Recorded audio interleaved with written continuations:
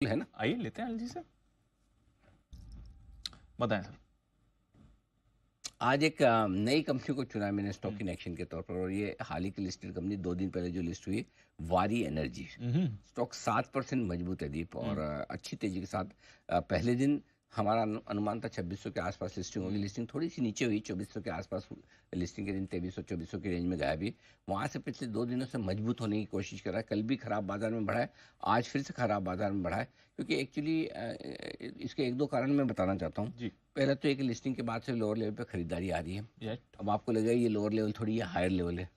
2400-2500 कोई 1503 रुपए की इशू प्राइस वाले का लोअर लेवल कैसे हो गया? ये भी बात तो सही है। आपको एक चीज समझनी होगी, वारी के केस में था कि ये पब्लिकली ट्रेडेड शेयर था, प्राइवेट होते हुए भी। करेक्ट। इशू आने के पहले भी ऑलरेडी इसकी बहुत अच्छी खासी शेयर होल्डिंग थी। यस। और ये वजह थी कि एक बार तो सेबी ने इशू लाने से इनकार भी किया था भाई कि आपके तो ऑलरेडी एक तरह पब्लिक लिस्टेड की तरह आप काम जी। कर रहे हैं।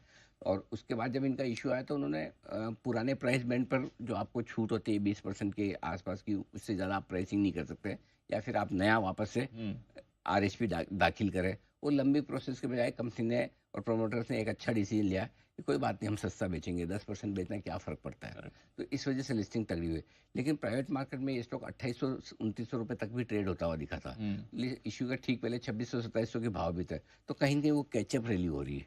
और वो उस हिसाब से जिन्होंने सोचा कि भाई प्राइवेट मार्केट में भी 2600-2700 का भाव है, आमतौर पर प्राइवेट मार्केट में, यानी कि लिस्टिंग के पहले का मार्केट जो होता है, उसमें भाव कम होते हैं, क्योंकि आपको उसमें लिक्विडिटी प्रीमियम नहीं होती। एग्जैक्टली। अब फॉर एग्जांपल एनएससी का भाव समझो 7,000 रुपये है, और कल आईपीओ अनाउंस हो जाए, परसों आईपीओ आ जाए, तो एनएससी का भाव 1,000, 1,500, 2,000 रुपये तो ऐसे ही बढ़ जाएगा। क्यों? क्योंकि अब आप ट्रेड करना शुरू करेंगे, आसानी वो से लिक्विडिटी प्रीमियम। तो कहीं ना कहीं वारी एनर्जी अब लिक्विडिटी प्रीमियम लेने की कोशिश कर रहा है, नंबर 1।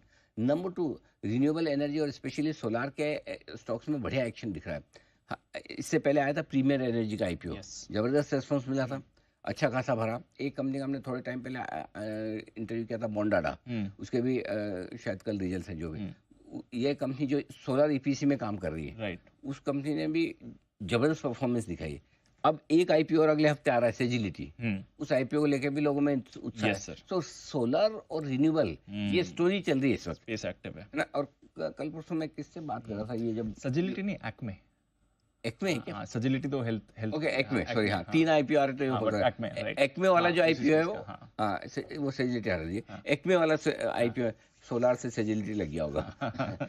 एक्मे करके आईपीओ है, ये हटा दीजिए। हाँ, एक्मे करके आईपीओ आ रहा है, वो भी इसी स्पेस का आ रहा है। तो ये स्पेस बजिंग है काफी।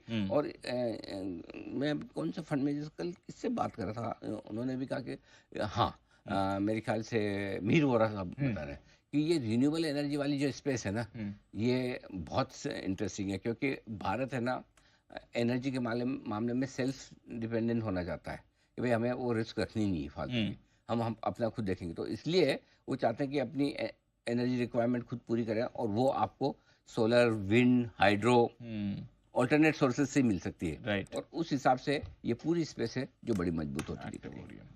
तो यहाँ पर रखनी है नजर, वारी एनर्जी इस समय का है स्टॉक इन एक्शन भी आपके